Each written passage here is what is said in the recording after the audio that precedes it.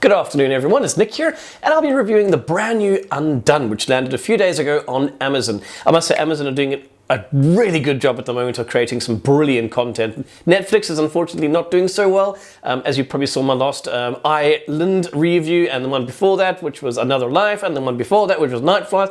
Yeah, kind of more misses than hits, and for Amazon more hits than misses. Anyway, so Undone, as I said, is brand new. It stars the phenomenal, absolutely brilliant Rosa Salazar, I always get her second name wrong, and Bob Odenkirk, who's I fucking love the guy. He's such a great actor. Especially in Better Call Saul. He's been doing so well in that Emmy nominations left, right and centre. Anyway, so this is quite a different show. It is a very existential investigation of a character, and one of the biggest things that makes it different is that it's actually filmed in, what's it called again?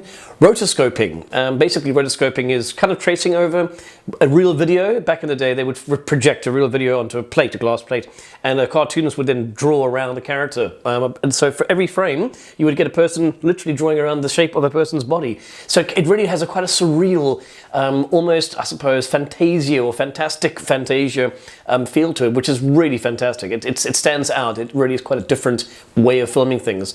The show is basically the premise is the main character, which is, as I said, Rosa. She plays this Alma is her name, the character. She gets into a car accident. And yeah, she has a near-death experience and comes back and seems to have this sort of relationship with time where she can rewind it and fast forward it and do a whole bunch of things, jump from one parallel universe to another.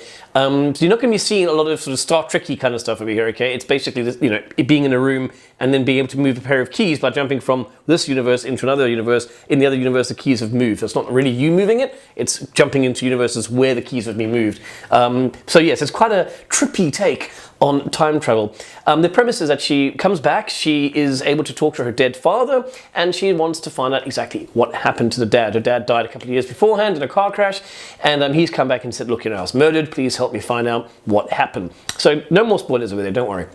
So what separates us is as I said, it's quite a heavy topic over here. It's quite an existential investigation of Alma, and she looks like she might be suffering from schizophrenia or personality disorder or something like that, something that's disassociating her being from where she is. Now, there's a number of factors that might be at play here. Maybe everything that's happening to her is in her head. They certainly do want you to believe that in certain stages, and on other stages, other places, they don't want you to believe that. They want you to think that she's actually doing this. So it's really great the way they play with things like this. I was thinking in my head when I was watching this, it's got a very Westworld feel to it, that you're not quite sure that what you're watching is real, or that what she's doing is real.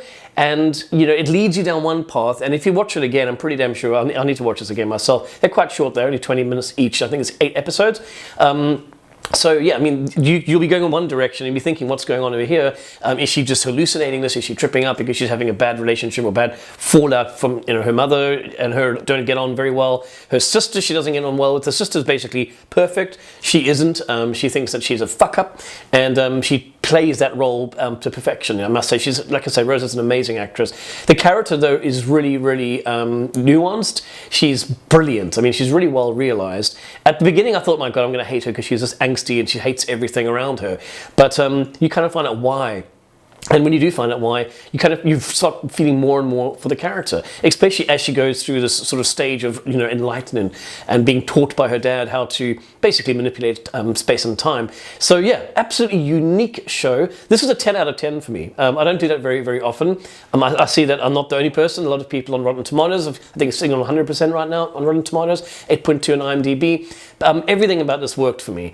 The acting was phenomenal. The writing is brilliant. I can't really talk about that because, as I say, it's spoilers, and it's a show that you really do need to sort of go with. And yeah, just really, really trippy. The only other series I can think of that is as trippy as this is probably Legion, which also plays with the whole time notion, especially in the 3rd season. So yeah, absolutely brilliant. This is a 10 out of 10. Go and watch it. And yeah, it's, like I say, it's deep. It is heavy. There are very heavy moments where you even want to cry, but there's also a lot of comedy in this, and they call it a comedy dramedy, I suppose. So that, yeah, I mean, the first episode, I was like, Jesus, I'm not quite sure if I'm going to be able to carry on watching this because it's really, really heavy, and it does lighten up a lot later. So yeah, brilliant. Everything is just very well polished over here. Watch it. Catch you later.